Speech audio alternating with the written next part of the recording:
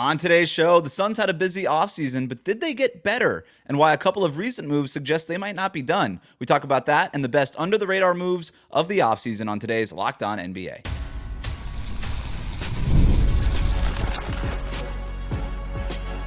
You are Locked On NBA, your daily NBA podcast. Part of the Locked On Podcast Network, your team every day.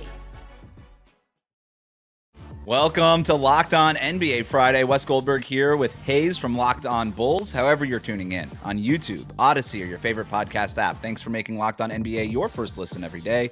A reminder that now through September 22nd, all FanDuel customers can bet $5 and get a 3-week free trial of NFL Sunday Ticket from YouTube and YouTube TV. Visit FanDuel.com/LockedOn to get started.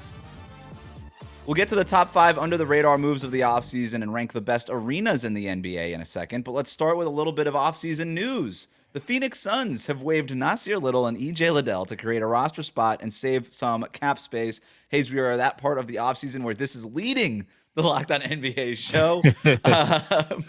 So they're waiving and stretching Little's 3-year, $22 million deal. That move comes as a little bit of a surprise considering that they signed him last year as one of those kind of chunky tradable contracts, a human trade chip as they've been described. But it does open up a roster spot to create some more flexibility for signings, trades. Maybe they're a player in the buyout market later on.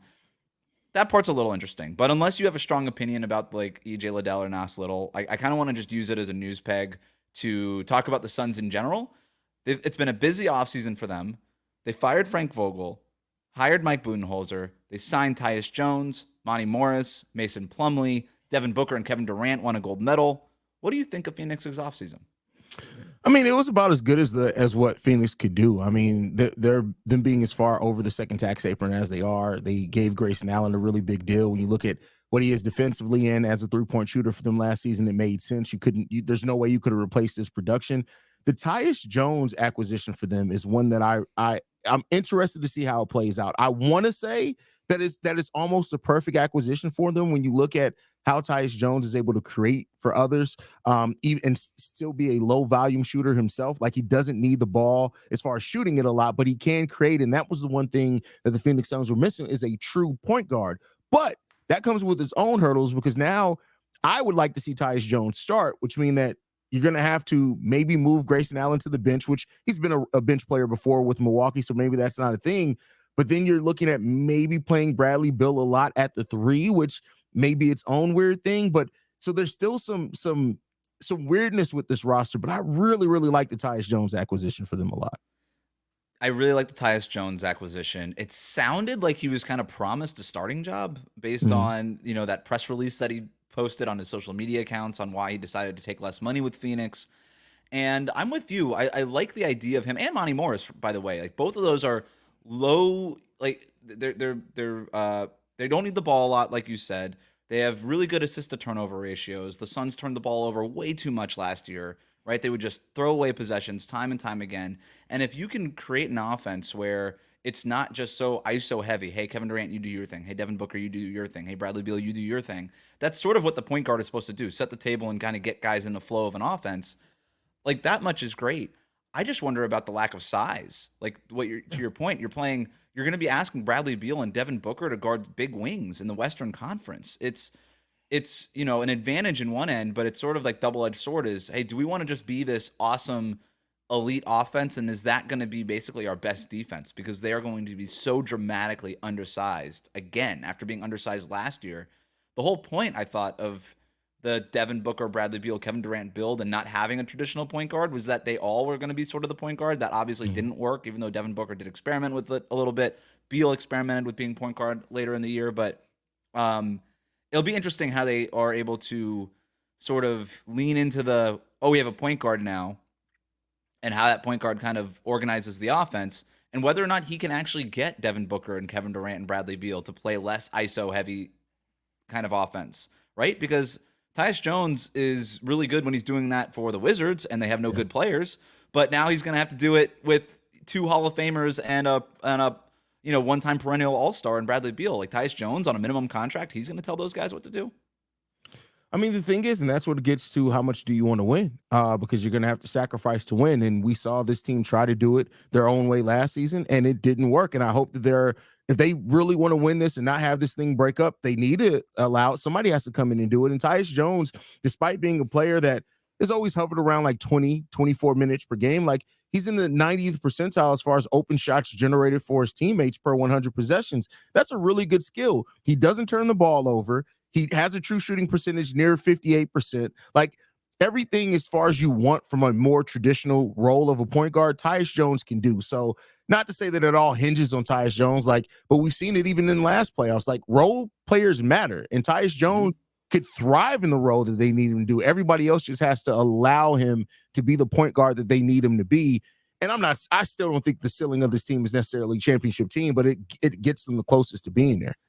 Yeah, and I think the thing that encourages me the most of everything you're talking about is what Devin Booker looked like in the Olympics. And by the way, and what Kevin Durant did too. Kevin Durant willingly came off the bench, right? He was asked about it early and he said, "Hey, how do you feel about coming off the bench? You're going to be the all-time leader at that stage in points scored in Team USA Olympic basketball history, whatever." And he was like, "I'm good with it. I don't care. I don't care about coming off the bench." Super unselfish. Devin Booker basically playing a 3-and-D role for Team USA.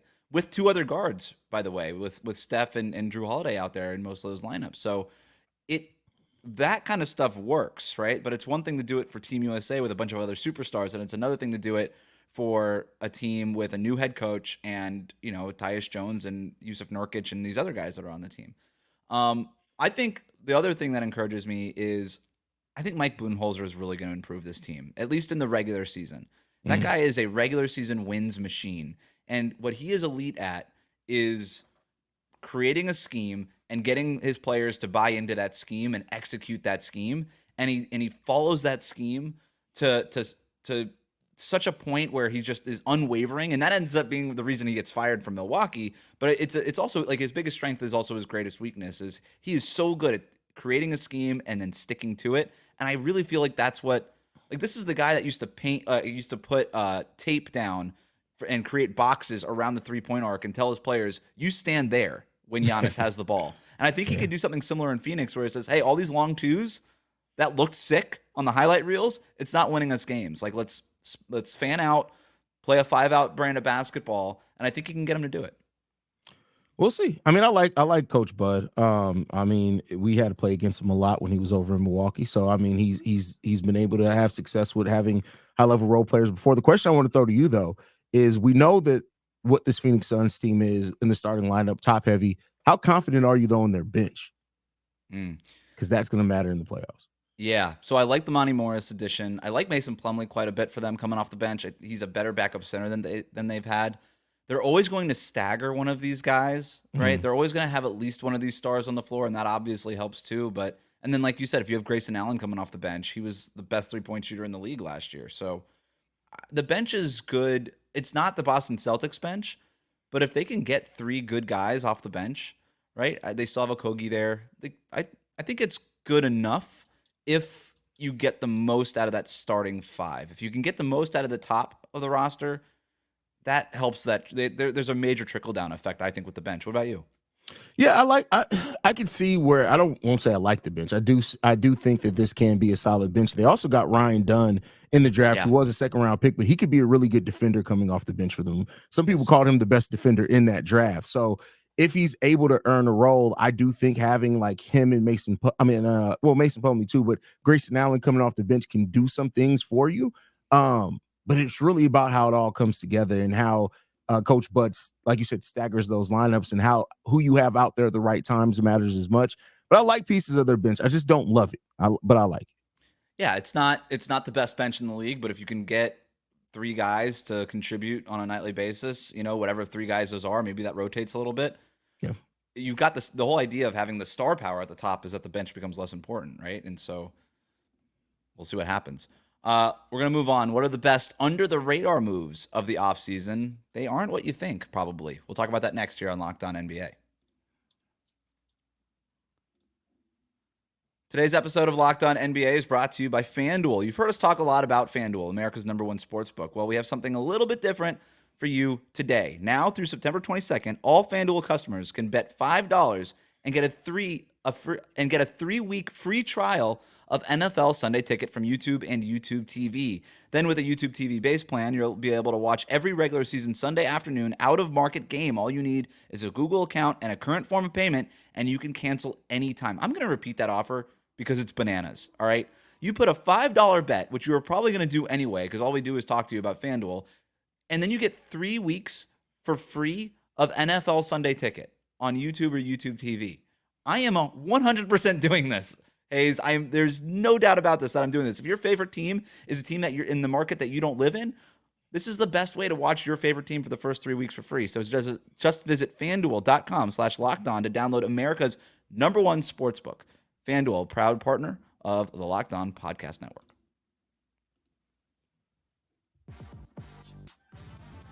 Thanks for making Locked On NBA your first listen every day. The best way to support the show is to leave a 5-star rating and review on your podcast app. Subscribe on YouTube. I'm Wes Goldberg here with Haize from Locked On Bulls in terrific HD.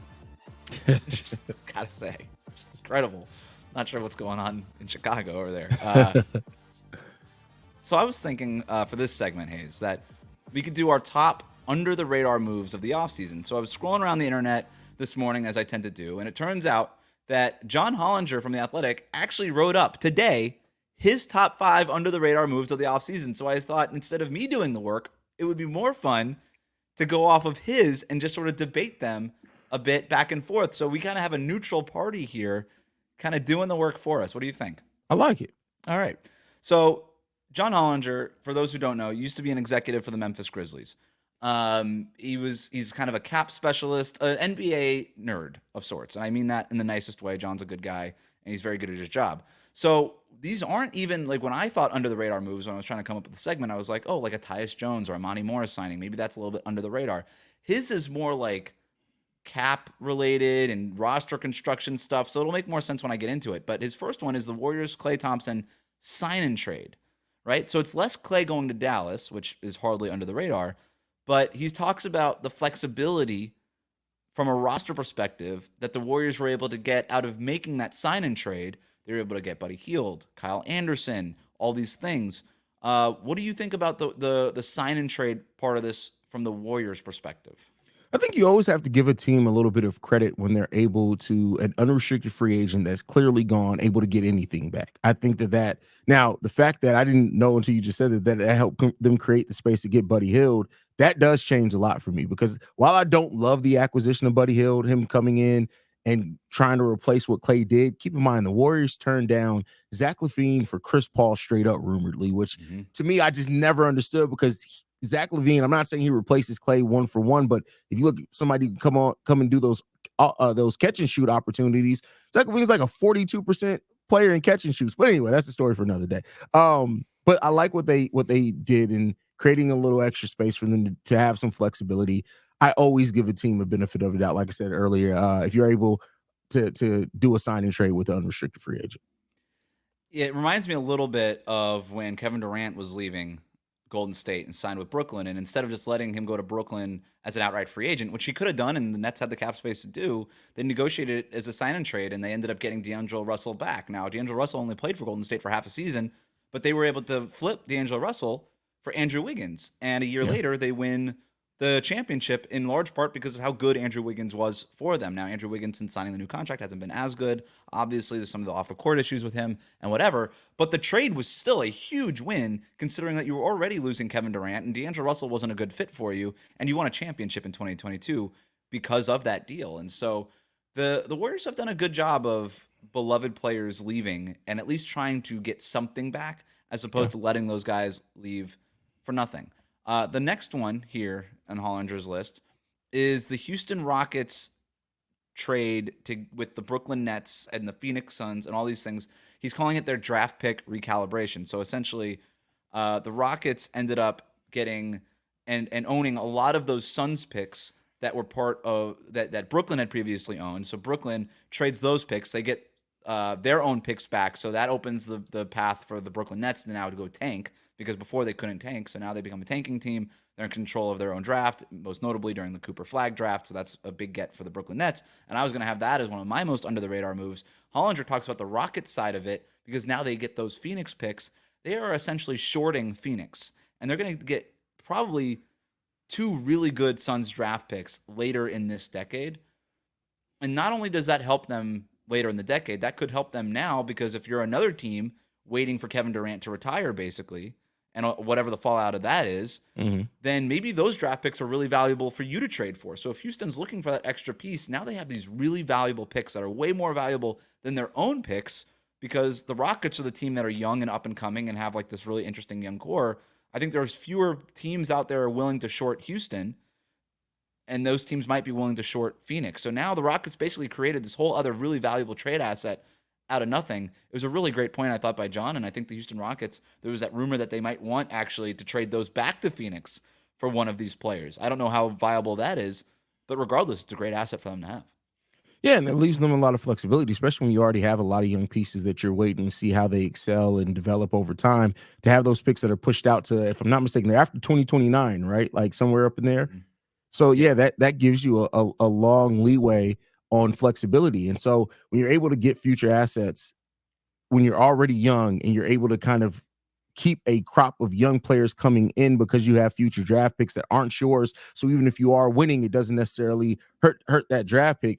That's a really smart deal by Houston. And Houston, who's done some crazy things over the last decade, that's a really smart deal. Yeah, that's just good business right there. And you're right. Like, there's so many options now that they become one of the most interesting teams, sort of from like an Excel spreadsheet perspective of, wow, they got all these things. What are they going to do with it? The next one he talks about is Minnesota moving into the top 10 on draft night to take Rob Dillingham. And he does say, and we all know this, like, Rob Dillingham might be an awesome player, but we don't know yet, even though I'm really high on him and I love the fit with him in Minnesota. But the interesting part of this, and this is sort of the cap geekery part of this, is that the Timberwolves, because they were above the second apron, had almost little to no capacity to add a rotation caliber player in free agency. And so what they do, but even if you're over the second apron, you're still allowed to just sign your own draft picks. So they move some stuff and they move into the top 10 of this draft to get that rotation player that they needed, especially in the backcourt, right? And Rob Dillingham's not going to start. They have Mike Conley, but Mike Conley's 36 years old. He's not going to be around forever. So it was this great bit of cap work, and I think they may have inspired a lot of other front offices that are going to be in that second apron to do that going forward, to say, you know what, let's just move up in this draft and take the best player that we could possibly get, who we think actually might be able to crack our rotation, because we just need that one extra piece, and we're not going to be able to get it in free agency. Yeah, and you get a young player that with tremendous upside. You go up to pick number 8. You now have theoretically a succession plan from Mike Conley to Rob Dillingham. Also, Dillingham has some defensive limitations, right? At least projectedly that you could look at there. But outside of that, it's about the talent. And so you were able to get a top 10 talent, and yeah, a draft that people are labeling as a weaker draft, but that to maneuver around with little flexibility to be able to do that. A highly intelligent move by the Minnesota Timberwolves front office. Yeah, Tim Connolly has done great work with that front office, and that's going to be something that he can include on the resume of, depending on what happens with the Minnesota ownership situation, Glenn Taylor, A-Rod, and whatever, and if Glenn Taylor ends up keeping control of it and might not want to pay Tim Connolly what he's supposed to get paid under the A-Rod administration, all these things, he could be like, look at all this great stuff I'm doing. You don't want to pay me? If you're not going to do it, I could show this to any other number of front offices. Look at how creative I am. The other one he mentions is the Tyus Jones deal. We already talked about that. The last one, the Mavericks Tim Hardaway Jr. trade. So obviously Dallas getting Klay Thompson, that was the big headline in Dallas, but they also traded out Tim Hardaway Jr. in part to make that deal possible. So they traded Tim Hardaway to Detroit for Quentin Grimes, and that gave them the cap space that they needed to sign Klay Thompson in that sign and trade. It also allowed them to get Najee Marshall, who they are using to replace Derrick Jones Jr. The deal only cost them 2 second-round picks to unload Tim Hardaway Jr. and create the necessary cap space. It keeps the Mavs under the first apron, and was able and made the Thompson and Marshall additions possible. So a sneaky good move by the Dallas Mavericks. One of those moves that sort of primed that second bigger move. Yeah, and it's a smart move as well. Najee Marshall is a player that I think is going to be really good for the Mavs off the bench. And like you said, they needed somebody to replace that Derrick Jones Jr. role because he was so good for them later in that season and definitely in the playoffs as well. So you're able to keep that same thing going while still you added Klay Thompson early in it. And honestly, Tim Hardaway Jr. was redundant at that point, and he wasn't that good of a player anyway. Like, so, that's what it comes down to. So, no, you know what sucks about this? I don't know about you, brother, but the fact that my franchise hasn't done deals nearly this smart in the last decade, it sucks. It really sucks to hear these teams being this smart. It sucks. Yeah, I didn't mean to trick you with this segment, but no, it's a complaint among Miami Heat fans too. Even with Pat Riley at the helm, it's like, well, outside of just having a bunch of money and throwing your rings on the table, where's the creativity? Because this is creativity. This is creative by all these front offices that we're talking about, and these are the front offices that are getting ahead, right? I think they're smart. I think we're past the point in the NBA where you just have outright dumb front offices like that are just always doing dumb things, overpaying the wrong players. We're past that, but there's also a little bit of a gap between like the most creative front offices and the ones that aren't as creative. And we're seeing some of those creative ones kind of separate themselves here. I think the Dallas Mavericks over the last couple of years have proven to maybe be the best front office in basketball with what they've been able to do. The Kyrie Irving trade, finding Derrick Jones and then letting him walk and saying, hey, that was great, man, but we're not going to pay you a bunch of money. We'll just do this again with Najee Marshall, right? And going and getting a low-cost guy like Quentin Grimes, who I think could be better for them than Josh Green was. I'm a big Quentin Grimes guy. So, and you get Klay Thompson. I know Warriors fans weren't happy with who Klay was at the end of that. But to your point, all he has to do is be better Tim Hardaway Jr. He doesn't have to be Klay Thompson from 2017. Exactly. And he already is better Tim Hardaway Jr. So really smart stuff.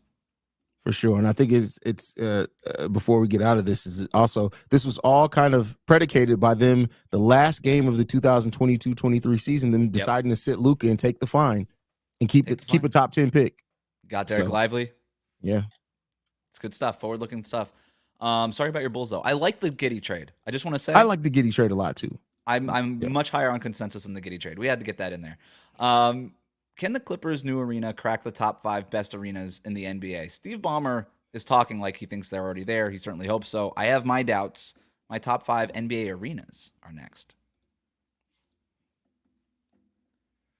Today's episode of Locked On NBA is brought to you by BetterHelp. Sometimes we all need the opportunity to get something off our chest. Big or small, certain things can really start to get to you. It's important to let that out, especially to someone who's unbiased in your life. Maybe you're having trouble moving up at work, or you've run into a wall in a relationship. Maybe you're just anxious, you're sad, and you don't know why. Therapy can be different for everyone. Most of us have bigger problems than our favorite sports team and our favorite front offices not being creative enough. It's important to get things off your chest every once in a while. If you're thinking of starting therapy, give BetterHelp a try. It's entirely online, designed to be flexible, and it's suited to your schedule. Visit BetterHelp.com/LockedOnNBA to get 10% off your first month. That's BetterHelp, HELP.com/LockedOnNBA.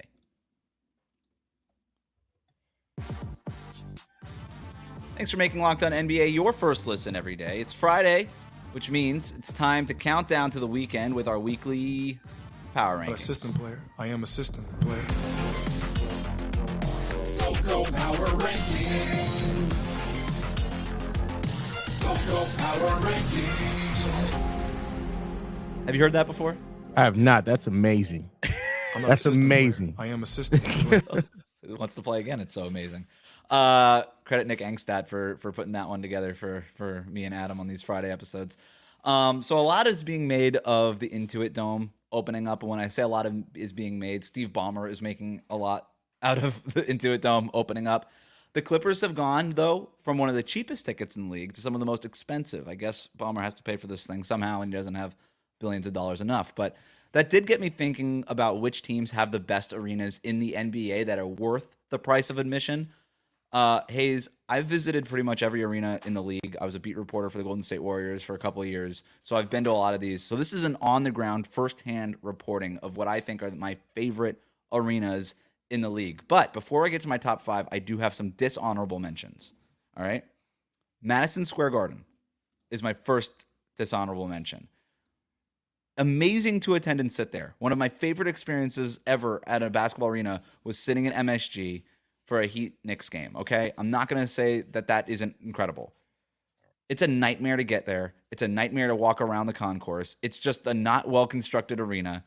It's historic. It's iconic. I'm glad it's on Christmas every year. I'd rather watch from afar and see all the celebrities on TV than actually have to kind of matriculate through that maze that they've created there at MSG. The second one is Chase Center in San Francisco. It feels like an airport. It's nowhere near what Oracle was. Oracle had vibes. Oracle had feel. Oracle had gravitas. Chase Center feels like you're going through TSA at San Francisco International. It's not my favorite. I don't like the Washington Wizards arena because they made me sit on scaffolding. That's it's awful. I think that would be the worst. I've been to about 10 NBA arenas. It's terrible. It's terrible. It's so bad. It is so bad. It also sort of pops up out of nowhere. You're looking on your phone, walking towards it, and then it's like next to you. You're like, oh wow, and then you got to go like underground. The last one is San Antonio. Dishonorable mention. It's in the middle of nowhere, even for San Antonio. And the inside of it is impossible to get around. It is an absolute maze inside. I literally got lost in San Antonio. And then when the game was over, I was done with my work, and it's like, I don't know, midnight. It took like an hour to get an Uber to come out there. It's insane, and it's not okay. Not for an NBA arena. So those are would you have any additions to the dishonorable additions? No, I agree with all the Wizards arena is god awful. I just want to highlight that more. Like, don't go to that arena. I used to go to DC a lot. That's one of my favorite cities, and I would go like anytime the Bulls were there. Yeah, I love the city, but the arena is god awful, man. They literally had us sitting on scaffolding. I was like, this can't be allowed. This can't be legal. Can I file a grievance with the NBA? All right, so here are my top 5 arenas. I'm leaving out Miami because I don't want the home bias being. I don't want to be accused of it. What do you think of Chicago's arena? Oh, it's amazing, and I and not even just because it's my team, but I think the United Center, you get a perfect microcosm of the actual city. You have restaurant quality food of Chicago style food, which not every arena has. Some restaurants will have like simulated food that represents the city, but it's like a cheaper version. In the United Center, you get the actual food from Chicago. And it's again, I can't separate my own fandom. Like, I have special memories from being a child there as well, like me and my dad going to Bulls games, but it's always an amazing experience to go to the United Center for me. I've been to Bulls games there. I've been to Hawks games there, which is really fun. Yeah. I love it. I left it off my list because I knew I was doing this with you, and I didn't want either one of us to be accused of anything. So, but it is definitely an honorable mention for me. Number 5 is Crypto, previously known as Staples Center. This is sort of the opposite of Madison Square Garden. Well, not really. So both of them have like the celebrity atmosphere, right? Like, you're going to go, when you go to a game, you're going to see somebody. The difference is that Crypto is easy to get to. I know that downtown LA traffic is a nightmare, but that's like going to anywhere in LA. So it's not especially different going to the arena versus going to your favorite restaurant in Los Angeles. And it's easy to navigate. It's easy to get to. I like the vibes. The food's really good. Some of the best popcorn in the NBA. It's good. Number 4 is Barclays in Brooklyn. Phenomenal. Just state-of-the-art. Everything is what it is. Good vibe, despite the fact that nobody cares about the team, which is pretty incredible. I don't know how you did that. Food's good. Everything's good. It's comfortable, well air-conditioned, well lit. I'm in. Those are the easy ones. Here's some of the new, I think my top 3, I don't think it's anybody's top 3, okay? Number 3 is Paycom Center. That's the Oklahoma City Thunder. That arena is awesome. First of all, it's in a great spot in what people would call downtown Oklahoma City, even though there's hardly a downtown Oklahoma City.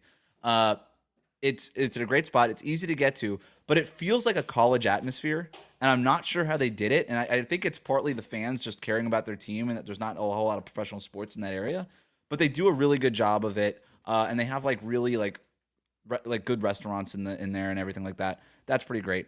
Gainbridge Fieldhouse, the Indiana Pacers arena, phenomenal to me. Have you been to that one? Because that's like, you could drive to that one. Yes, I've been to that one several times. Several times. That's the one that the Warriors actually based Chase Center off of, but I thought Indiana did a better job of it. For sure. Yeah, I love it for both like basketball games and just events. It's just a great arena. I love that arena. Yeah, they did an amazing job with that one. Number 1 on my list, Golden One Center in Sacramento, where the Kings play, Light the Beam. That, to me, is the best arena in the NBA. Really? It is the best arena in the NBA. If you've not gotten a chance to go, I'm not saying you got to go to Sacramento necessarily, but if you're ever in Sacramento, if you're ever in the area, go to a Kings game because, number 1, the sight lines are the best in the NBA. You could be anywhere in that arena and you could pretty much see the court. And I think that is such an underrated thing. The concourse is open and it all looks at the court, which I think it feels almost like a baseball stadium in that way, in a lot of ways. The best cookies I've ever had in my life are at Golden One Center, for whatever that's worth, oatmeal raisin. And it's easily accessible. There's a ton of parking garages around it. It's not in the best part of downtown Sacramento, but there's stuff around it so that after the game, there's like bars and arcades and like easy stuff to do. Food, it's easy to find. Pizza, tacos, whatever you're looking for. It's all right there. So, and the vibes are great. It's clean. It's well lit. The air conditioning's good. The food's awesome in the arena. It's just a great arena. It's a great arena. And then the whole light the beam thing also just adds to it. And also, I would say the best home court advantage in the NBA. This is the one where the fans kind of take it over the top for me and make them number one. The best home court advantage in the NBA is in Sacramento, in my opinion. Okay, cool. Yep. All right. Thanks for making Locked On NBA your first listen every day. Everydayers, make sure you're subscribed on YouTube, Odyssey, wherever you get your podcasts. Thanks for listening. Have a great weekend.